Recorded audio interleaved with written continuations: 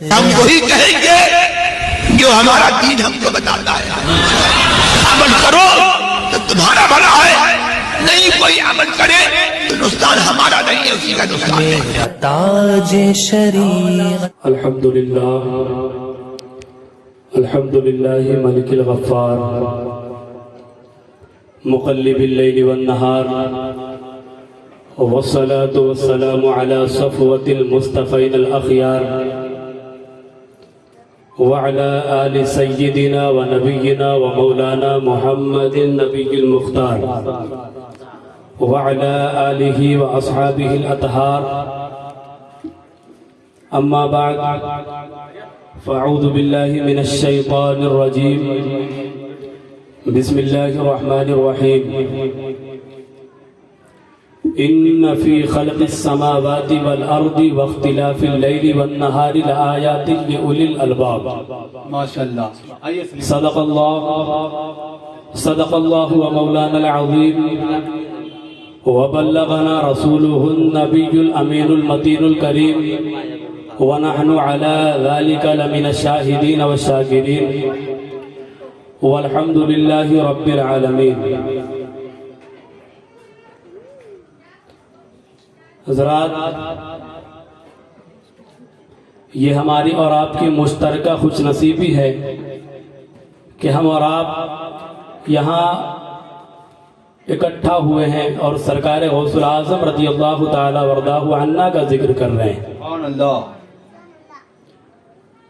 میں نے جس آیت کریمہ کو اپنا سرنامہ سخن بنایا ہے اس میں کچھ عرض و معروض ہونے سے قبل آئیے ہم اور آپ مل کر سب سے پہلے ساری کائنات کے مرکز عقیدت معلم کائنات فخر موجودات حضور عالم ما کانا و ما یکون کے در دولت پر جب عیسائی کرے سراپا عقیدت بن کر سوغات درود و سلام پیش کریں. پڑھیں اللہم صلی علی سیدنا و مولانا محمد بعدد کل معلوم لک صلاة و سلام علیک یا رسول اللہ صلی اللہ تعالی علیہ وسلم. عزیزان سامعین باوقار، میں نے جس آیت کریمہ کو اپنا سرنامہ سخن بنایا ہے اس کا معنی اور مفہوم یہ ہے.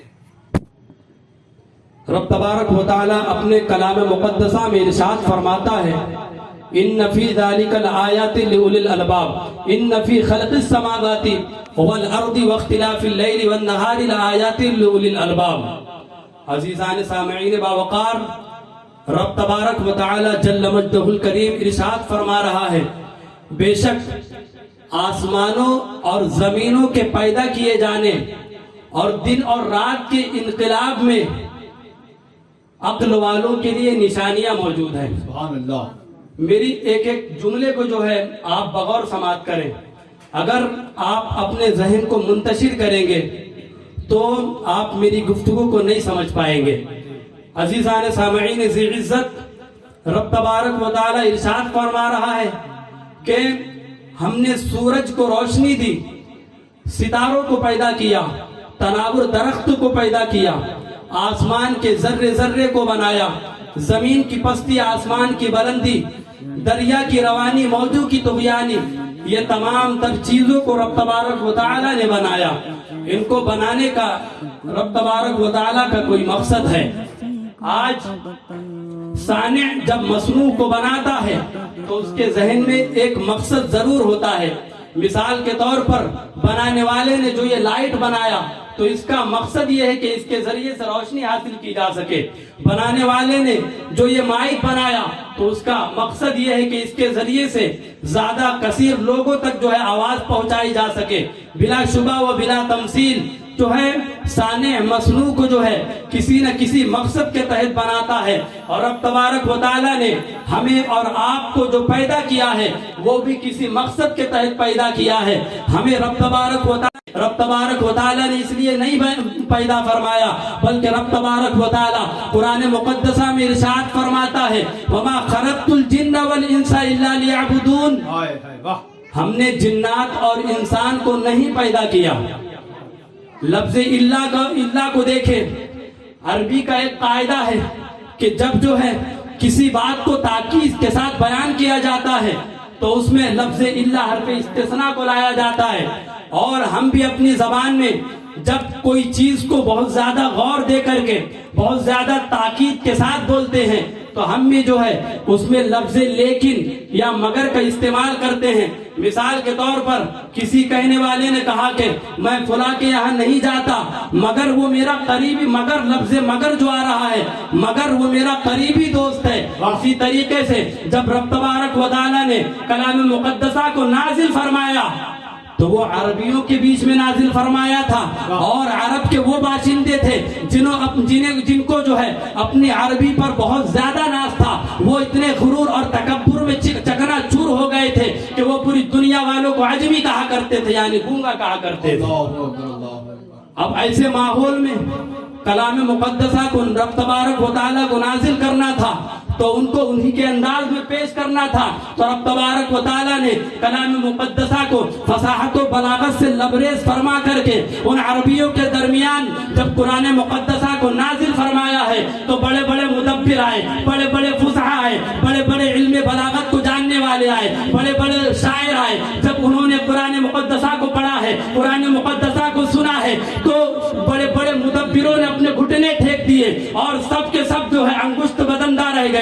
رب تبارک و تعالیٰ نے ایسی جامع فصیح و بلاغت جو ہے کلام مقدسہ میں ارشاد فرمائی ہے کہ بڑے بڑے مدبر گھٹنے ٹیکتے نظر آئے. بے شک رب تبارک و تعالیٰ نے فرمایا وما خلقت الجن والانس الا لیعبدون، ہم نے جنات اور انسان کو صرف اور صرف عبادت کے لیے پیدا بے کیا. شک سبحان اللہ. اسی طریقے سے جو رب تبارک و تعالیٰ نے یہ آیت کریمہ نازل فرمائی ان فی خلق السماوات والارض واختلاف اللیل والنہار لآیات لأولی الالباب، بے شک آسمانوں اور زمینوں کے پیدا کیے جانے، دن اور رات کے انقلاب میں عقل والوں کے لیے نشانیاں موجود ہے. یہ چاند، یہ سورج، یہ ستارے، یہ دریا کی روانی، درخت اور تناور، یہ تمام تر چیزیں رب تبارک و تعالیٰ نے کیوں پیدا کی؟ اللہ اللہ اللہ. رب تبارک و تعالیٰ نے ان تمام تر چیزوں کو اپنی معرفت کے لیے پیدا کیا. آپ اس کائنات کے سارے نظام کا تجزیہ کر کے دیکھیں تو معرفت الہی اور اس کی قدرت کی نشانیاں جو ہے نظر آنے لگے گی. لیکن یہ کتنے بڑے ظلم اور تشدد کی بات ہے کہ رب تبارک و تعالیٰ نے جن چیزوں کو اپنی معرفت کے لیے دلیل بنا کر کے پیدا کیا، لوگوں نے اسی کو جو ہے اپنا مسجود بنا لیا. پہاڑوں کو رب تبارک و تعالیٰ نے اپنی معرفت کی دلیل بنا کر کے پیدا کیا تھا، لیکن انسانوں نے جو ہے اسی کے سامنے اپنی جبین عبودیت خم کر دی. رب تبارک و تعالیٰ نے سمندر کی ٹھاٹھی مارتی ہوئی لہروں کو جو ہے اپنی معرفت کے لیے اور قہر و جلال کا اظہار کرنے کے لیے پیدا کیا تھا، لیکن لوگوں نے جو ہے اسی کو اپنا معبود حقیقی بنا لیا، اسی کے سامنے اپنی جبین عبودیت خم کر دی. مگر ذرا سوچئے کیا رب تبارک و تعالیٰ نے یہ سورج، یہ چاند، یہ ستاروں کو اسی لیے پیدا کیا تھا کہ تم جو ہے اس کو اپنا معبود بنا لو، اس کو اپنا مسجود بنا لو؟ نہیں، ہرگز نہیں. بلکہ رب تبارک و تعالیٰ نے ان تمام تر چیزوں کو جو ہے اپنی معرفت کی دلیل بنا کر کے پیش کیا تھا. اور قرآن مقدسہ نے اعلان بھی فرما دیا ان فی ذالک لآیات لأولی الالباب، بے شک اس میں عقل والوں کے لیے نشانیاں موجود ہیں. اس میں خدا رسی کی دلیل ہر کسی کے لیے نہیں ہے، بلکہ جو اہل عقل و فہم ہے انہی کے لیے اس میں دلیل ہے. جو عقل رکھتے ہیں، جو قوت تدبر و تعامل رکھتے ہیں، جو قوت ادراک رکھتے ہیں، جو قوت سماعت رکھتے ہیں، جو قوت عقل و فہم رکھتے ہیں، انہی کے لیے جو ہے رب تبارک و تعالیٰ نے یہ تمام تر چیزیں جو ہے پیدا فرمائی تاکہ اس کے ذریعے سے اس کو دلیل بنا کر کے رب تبارک و تعالیٰ تک پہنچا جا سکے. نعرہ تکبیر، نعرہ رسالت، مسلک اعلی حضرت، عظمت غوث اعظم، کیا زندہ باد. بہت اچھی تقریر. عزیزان سامعین باوقار، واقعات زمانہ شاہد ہے کہ ان چیزوں سے خدا تک پہنچنے والے بہت کم تھے اور ان چیزوں کو خدا ماننے والے بہت زیادہ تھے. تو بات سمجھ میں آ گئی کہ احقاق حق والے بہت زیادہ ہوں گے اور ابطال باطل کا حال یہ ہوگا کہ وہ ہمیشہ اکثریت میں ہوگے.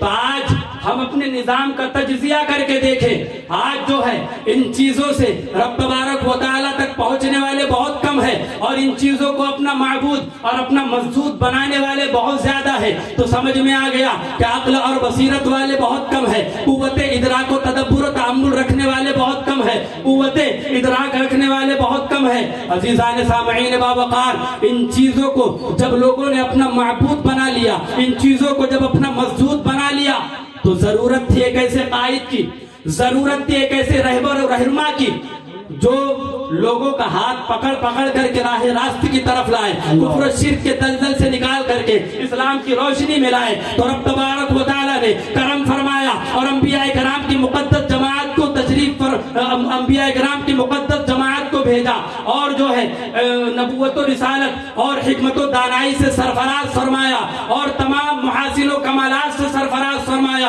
مخزن علم و حکمت بنایا, اور انبیاء کرام کی مقدس جماعت کو اس خاکدان گیتی پر بھیجا. بے شک, زندہ باد, سبحان پھر وہ اللہ. انبیاء کرام, انہیں جو ہے رب تبارک و تعالیٰ نے ایسے ایسے محاسن و کمالات سے سرفراز فرمایا کہ اب اگر کوئی ان سے مقابلہ بھی کرنا چاہے تو مقابلہ نہیں کر پائے.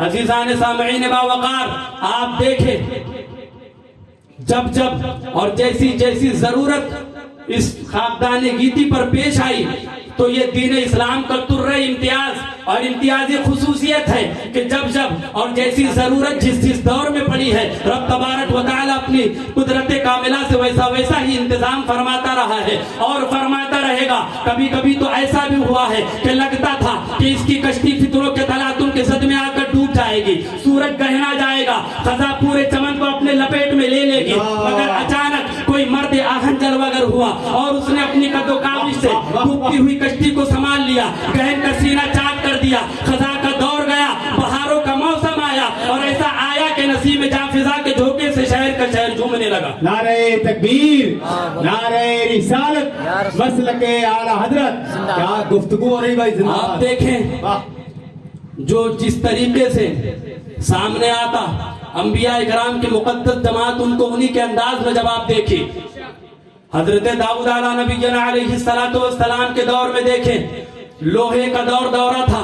حضرت داؤد علیہ نبی جنا علیہ السلام کو رب تبارک و تعالیٰ نے وہ قوت عطا فرمائی, وہ معجزہ عطا فرمایا کہ حضرت داؤد علیہ السلام جس لوہے کو پکڑتے تو جو ہے حضرت داؤد علیہ السلام کا یہ معجزہ تھا کہ وہ لوہا جو ہے پگھل جایا کرتا تھا. اب آپ دیکھیں یوسف علیہ نبی جنا علیہ السلام کے دور میں جو ہے جو خوبصورتی کا یہ عالم تھا کہ اہل مصر جو ہے اپنے آپ کو بہت زیادہ خوبصورت سمجھتے اور جو ہے حسن و جمال کا پیکر سمجھا کرتے تھے. رب تبارک و تعالیٰ نے یوسف علیہ نبی جنا علیہ السلام کو وہ حسن و جمال عطا کیا کہ جب اہل مصر کے سامنے حضرت یوسف علیہ نبی جنا علیہ السلام تشریف فرما ہوئے تو وہاں کے اہل مصر جو ہے انگشت بدندہ رہ گئے, بڑے بڑے حسن و جمال کے پیکر اپنے گھٹنے ٹیکتے نظر آئے. پھر آپ دیکھیں موسیٰ علیہ نبی جنا علیہ السلام کے دور میں جادو کا بہت دورہ تھا.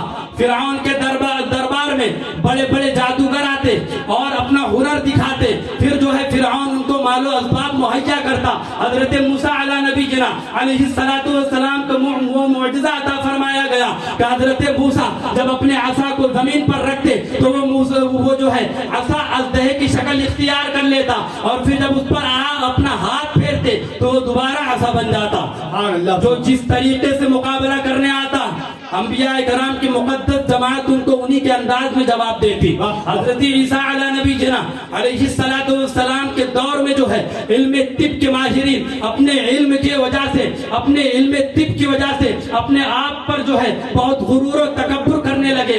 تو رب تبارک و تعالیٰ نے حضرت عیسیٰ علیہ نبی جنا علیہ السلام کو وہ معجزہ عطا فرمایا کہ ایک اندھا آتا تو آپ جو ہے اس کو اکھیارہ بنا دیتے, ایک ابرص کا, ایک کوڑ کا مریض آتا تو حضرت عیسیٰ علیہ السلام اس پر اپنا دست مبارک پھیرتے تو جو ہے اس کے کوڑ کا مریض صحیح ہو جاتا. عزیزان سامعین, نعرہ تکبیر, نعرہ رسالت. حضرت اللہ مولانا اسرائیل اشرفی صاحب قبلہ حضرت عیسیٰ علیہ نبی جنا علیہ السلام مردوں کو زندہ کر دیا کرتے تھے، جو جس طریقے سے آتا اس کو اسی کے انداز میں جواب دیا جاتا تھا۔ بے شک واقعات زمانہ شاہد ہے، تاریخ کے اوراق کو پلٹ کر کے دیکھیں، فرعون غرور و تکبر کا جو ہے ایسا پتلا بن گیا تھا کہ اپنے آپ کو سب سے بڑا خدا کہلواتا تھا، انا ربکم الاعلی کی صدائے بلند کرواتا تھا، یعنی میں سب سے بڑا خدا ہوں۔ چھوٹے چھوٹے بہت سے خدا ہو سکتے ہیں لیکن میں تمہارا سب سے بڑا خدا ہوں۔ رب تبارک و تعالیٰ نے حضرت موسیٰ علیہ نبی جنا علیہ السلام کو نبوت و رسالت و حکمت و دانائی سے سرفراز فرمایا اور حکم دیا کہ اے موسیٰ فرعون کے پاس جاؤ اور جو ہے بنی اسرائیل کے ہدایت کا کام انجام دو اور جو ہے فرعون کو نرمی سے سمجھاؤ۔ اولاً تو حضرت موسیٰ علیہ نبی جنا علیہ السلام کو تھوڑی گھبراہٹ محسوس ہوئی۔ آپ نے عرض کی اے مولا ہارون کو میرا وزیر اور نائب بنا دے۔ رب تبارک و تعالیٰ نے اس عریضے کو منظور فرمایا اور حضرت موسیٰ علیہ السلام کے ساتھ حضرت ہارون کو آپ کا نائب اور وزیر بنایا۔ عزیزان وقار، پھر آپ دیکھیں حضرت موسیٰ علیہ السلام فرعون کے دربار میں پہنچتے ہیں اور فرماتے ہیں کہ میں خدا کا نبی ہوں، تو جو ہے بنی اسرائیل کو میرے حوالے کر دے تاکہ میں ان کی ہدایت کا کام انجام دوں۔ سبحان اللہ۔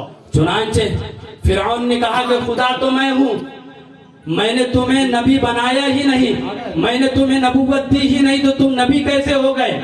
آپ نے کہا کہ میں جو ہے مجھے جو ہے رب تبارک و تعالی خالق کائنات نے نبوت سے سرفراز فرمایا ہے۔ پھر جو ہے حضرت موسیٰ علیہ السلام نے جب یہ فرمایا تو فرعون نے کہا کہ کوئی دلیل دو۔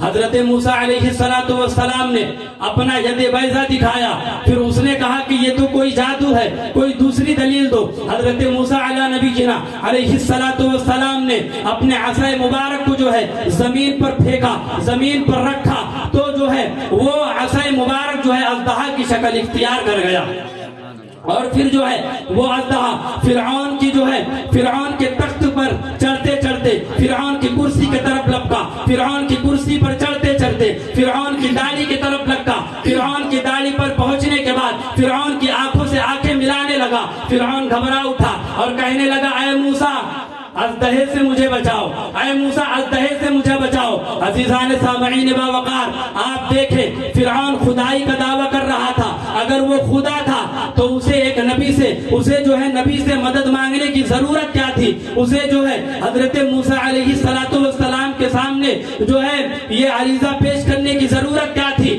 کہ اے موسیٰ اژدہے سے مجھے بچاؤ؟ تو پتہ چل گیا فرعون جو ہے جھوٹا خدا تھا اور موسیٰ جو ہے اللہ کے سچے نبی تھے، اس لیے جو ہے حضرت موسیٰ علیہ السلام جو ہے اپنے مقصد میں کامیاب ہوتے نظر آئے۔ سبحان اللہ، سبحان اللہ۔ حالانکہ فرعون کوئی معمولی آدمی نہیں تھا، فوج قطار در قطار اس کے پاس، مال و اسباب اس کے پاس، طاغوتی طاقتیں اس کے پاس، تمام مال و اسباب اس کے پاس، باوجود اس کے جو ہے ایک نبی کے سامنے فرعون جو ہے وہ مغلوب ہوتا ہوا نظر آ رہا ہے۔ عزیزان سامعین باوقار، اسی طریقے سے رب تبارک و تعالی نے انبیاء کرام کو یکے بعد دیگرے بھیجا اور وہ انبیاء کرام جو ہے امتیوں کو راہ راست کی طرف لاتے اور ان کی ہدایت کا کام انجام دیتے۔ پھر آخر میں میرے آقا سرور کائنات صلی اللہ تعالی علیہ وسلم تشریف فرما ہوئے اور رب تبارک و تعالی نے ارشاد فرمایا وَلَكِنْ رَسُولَ اللَّهِ وَخَاتَمَ النَّبِيِّينَ، اور میرے آقا نے ارشاد فرمایا انا خاتم النبیین لا نبی بعدی، میں آخری نبی ہوں، میرے بعد کوئی نبی نہیں آئے گا۔ عزیزان سامعین باوقار، میرے آقا فرما رہے ہیں کہ میں آخری نبی ہوں، میرے بعد کوئی نبی نہیں آئے گا، مگر مدرسہ دیوبند کا خود ساختہ بانی مولوی قاسم نانوتوی نے تحذیر الناس نامی کتاب میں ختم نبوت کا انکار کیا اور کہا کہ خاتم النبیین کا معنی آخری نبی نہیں ہے بلکہ نبی بھی ذات ہے۔ اصحاب و فکر و نظر کی توجہ درکار ہے کہ خاتم النبیین اور لا نبی بعدی کے معنی آخری نبی ہونا ایسا قطعی یقینی اور معلوم و مشہور ہے۔ علماء تو علماء عوام سے پوچھ کر دیکھیے، وہ بھی بلا تعمل جواب دیں گے۔ اب عوام سے مراد وہ عوام نہیں کہ جو بالکل الہڑ دیہات میں رہا کرتے ہیں، جو دین سے جو ہے کنارہ کشی اختیار کیے ہوئے ہیں. عوام سے مراد وہ عوام الناس ہے جو علماء کی مجلس میں بیٹھتے ہیں, جو علماء سے اکتساب فیض حاصل کیا کرتے ہیں, جو علماء سے محبت کرتے ہیں, جو علماء سے جو ہے علم دین حاصل کیا کرتے ہیں. ان عوام سے پوچھئے, وہ عوام بھی جو ہے بلا تعمل جواب دیں گی کہ خاتم النبیین کا معنی آخری نبی ہے, اس لیے یہ ضروریات دین سے ہے اور کسی دینی ضروری کا انکار کرنا کفر ہے. اللہ اکبر اللہ. لیکن اس محقق بلا تحقیق نے رسول اکرم صلی اللہ علیہ وسلم کے بعد نبی ہونے کو جائز بتایا. یہ خاتمیت کے معارض و منافی ہی نہیں. نعرہ تکبیر, نعرہ رسالت, خلیفہ حضور تاج الشریعہ, خلیفہ حضور سید حسینی میاں صاحب قبلہ, مسلک اعلی حضرت, علماء اہل سنت, نعرہ تکبیر, نعرہ رسالت.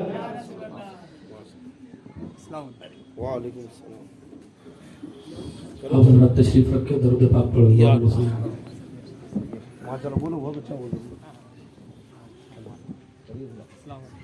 تشریف رکھے.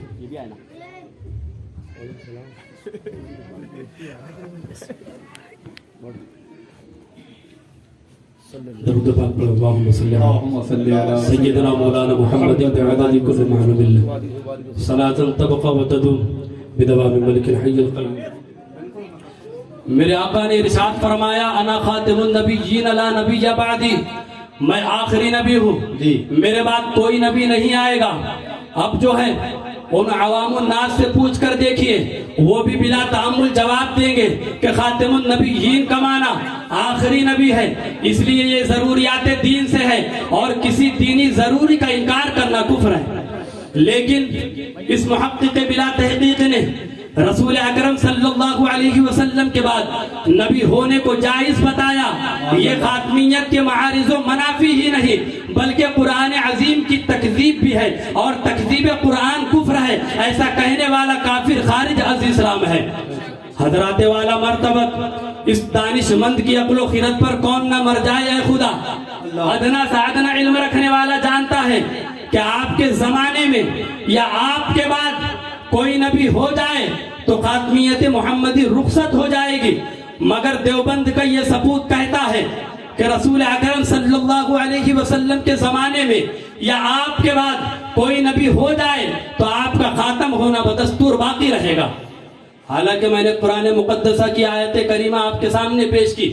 قرآن مجید کا معنی اور مفہوم یہ ہے, اور جو ہے میرے آقا سید الکائنات صلی اللہ علیہ وسلم نے بھی اس کا یہی معنی بتایا, صحابہ کرام نے یہی معنی بتائے, سلف سے خلف تک سب نے یہی معنی جانا, حتیٰ کہ پوری امت نے اس معنی پر قطعی یقینی اجماع کر لیا. مگر واہر تحقیق ان متعدد کفریات کے باوجود وہ پکا مسلمان ہے اور دیوبندیوں کا پیشوا و امام ہے. اس سادگی پہ کون نہ مر جائے اے خدا, کرتے ہیں قتل ہاتھ میں تلوار تک نہیں. عزیزان سامعین باوقار, میرے آقا نے ارشاد فرمایا کہ میرے بعد کوئی نبی نہیں آئے گا. تو اب سوال یہ پیدا ہوتا ہے کہ اب یہ امت بغیر ہادی اور رہنما کے رہ جائے گی؟ نہیں, ہرگز نہیں. میرے آقا نے ارشاد فرمایا, العلماء ورثۃ الانبیاء, یہ علماء انبیاء کے وارث ہیں. اب علماء سے مراد وہ علماء نہیں ہے کہ جو 2-2 فیٹ 1.5 فیٹ کی سرٹیفکیٹ لے کر کے گھومتے ہیں. علماء سے مراد وہ علماء ہیں جن کی تعریف قرآن مقدسہ نے یوں کی, انما یخشی اللہ من عبادہ العلماء. سبحان اللہ. یعنی اللہ سے اس کے بندوں میں وہی ڈرتے ہیں جو علم رکھتے ہیں. عزیزان سامعین باوقار, پھر جو ہے ان کو ہدایت کا کام جو ہے یہی علماء دیں گے, اور کبھی صدیقین صالحین جو ہے ان کی ہدایت کا کام انجام دیں گے. سرکار غوث العظم رضی اللہ تعالیٰ عنہ ارشاد فرماتے ہیں, النبوۃ الولایۃ ذل النبوۃ والنبوۃ ذل الالوہیۃ. یعنی ولایت پرتو نبوت ہے اور نبوت پرتو جلال و جمال الہی ہے. اور میرا آقا سرکار غوث العظم ارشاد فرماتے ہیں, کل ولی لہ قدم و انی علی قدم النبی بدر الکمال. ہر ولی کسی نہ کسی نبی کا پرتو ہوتا ہے, اور میں جو ہے حضور اکرم صلی اللہ علیہ وسلم کا پرتو جمال ہوں. کوئی ولی پرتوی عیسیٰ علیہ السلام ہے، کوئی ولی مظہر نوح علیہ السلام ہے، کوئی ولی مظہر شیس علیہ السلام ہے. الغرض ہر ولی کسی نہ کسی نبی کا پرتو ہے، اور میں جو ہے سید الکائنات سید المرسلین کا پرتو جمال ہوں. عزیزان سامعین باوقار، میرے آقا سرکار غوث العظم کیا فرما رہے ہیں؟ فرما رہے ہیں کہ ہر نبی جو ہے مرجع کمالات ہیں، مخزن علم و حکمت ہیں، لیکن میرے آقا جو ہے وہ سید الانبیاء ہے. تمام جو ہے خوبیوں کو، تمام انبیاء اکرام کی صفات کو اکٹھا کر کے یکجا کر کے میرے آقا کو عطا کیا گیا، بلکہ ان سے زیادہ میرے آقا کو عطا کیا گیا. میرے آقا خود اپنے علم کے بارے میں فرماتے ہیں اوتیت علم الاولین والآخرین، گزرے ہوئے لوگوں کا علم اور بعد کے آنے والوں کا علم مجھے عطا کر دیا گیا. اور اسی پر بس نہیں، بلکہ میرے آقا جو ہے یوں ارشاد فرماتے اپنی حکومت کے بارے میں، انی اعطیت مفاتیح خزائن الارض و مفاتیح الارض، یعنی زمینوں کی تمام خزانوں کی تمام کنجیاں مجھے عطا کر دی گئی، اور سب پر جو ہے مجھے قبضہ و اختیار دے دیا گیا. عزیزان سامعین باوقار، صرف جو ہے میرے آقا کی حکومت زمین پر نہیں ہے، بلکہ میرے آقا خود ارشاد فرماتے ہیں ما من ولیج الا ولہ وزیران من اہل السماء، ما من ولیج الا ولہ وزیران من اہل السماء ووزیران من اہل الارض، فاما وزیران من اہل السماء فجبرائیل ومیکائیل واما وزیران من اہل الارض فابو بکر وعمر، رواہ الترمذی. میرے آقا ارشاد فرماتے ہیں کہ ہر نبی کا جو ہے 4 وزراء ہوتے ہیں. میرے وہ 2 وزیر جو آسمان والوں میں سے ہیں وہ جبرائیل و میکائیل ہیں، اور میرے وہ 2 وزیر جو زمین والوں میں سے ہیں وہ ابو بکر اور عمر ہے. اس کا کیا مطلب کہ میرے آقا کی حکومت صرف زمین پر نہیں ہے، بلکہ میرے آقا کی حکومت آسمان پر بھی ہے. اسی لیے تو میرے آقا کی وزارت آسمان پر بھی قائم کی گئی اور زمین پر بھی قائم کی گئی. اس لیے رب تبارک و تعالیٰ نے ارشاد فرمایا وما ارسلناک الا رحمۃ للعالمین، اے محبوب آپ جو ہے سارے عالم کے لیے رحمت بنا کر کے بھیجے. عزیزان سامعین باوقار، اولیاء کرام کی تشریف آوری ہوتی رہی ہے اور صبح قیامت تک کی ہوتی رہے گی، لیکن جو مقام و مرتبہ سرکار غوث العظم کو عطا ہوا وہ ہر ولی کو میسر نہیں. آپ دیکھیں نسبی شرافت، خاندانی وجاہت، علمی عظمت، علمی جلالت، کمال ولایت، کثرت کرامت، یہ سب کے سب وہ خاص الخاص خصوصیت ہے سرکار غوث العظم کی جو اور ولی کو میسر نہیں ہے. یہی وجہ ہے کہ اور اولیاء کرام اس خاکدان گیتی پر تشریف فرما ہوئے، لیکن یکے بعد دیگرے ان کی ولایت کا جو ہے شہرہ کچھ سالوں تک رہا، لیکن دنیا جو ہے ان کے ناموں کو بھول گئی. لیکن آج جو ہے 900 سال سے زیادہ جو ہے ایک عرصہ دراز گزر جانے کے باوجود آج بھی جو ہے سرکار غوث العظم کا نام لیا جا رہا ہے اور صبح قیامت تک کے نام لیا جائے گا. اسی کو سرکار اعلی حضرت نے یوں بیان کیا کہ تو گھٹائے سے کسی کے نہ گھٹا ہے نہ گھٹے، جب بڑھائے تجھے اللہ تعالیٰ تیرا. واہ کیا مرتبہ ہے غوث ہے بالا تیرا، اونچے اونچوں کے سروں سے قدم اعلیٰ تیرا. وآخر دعوانا ان الحمدللہ رب العالمین. استغفر اللہ ربی من کل ذنب واتوب الیہ، لا الہ الا اللہ.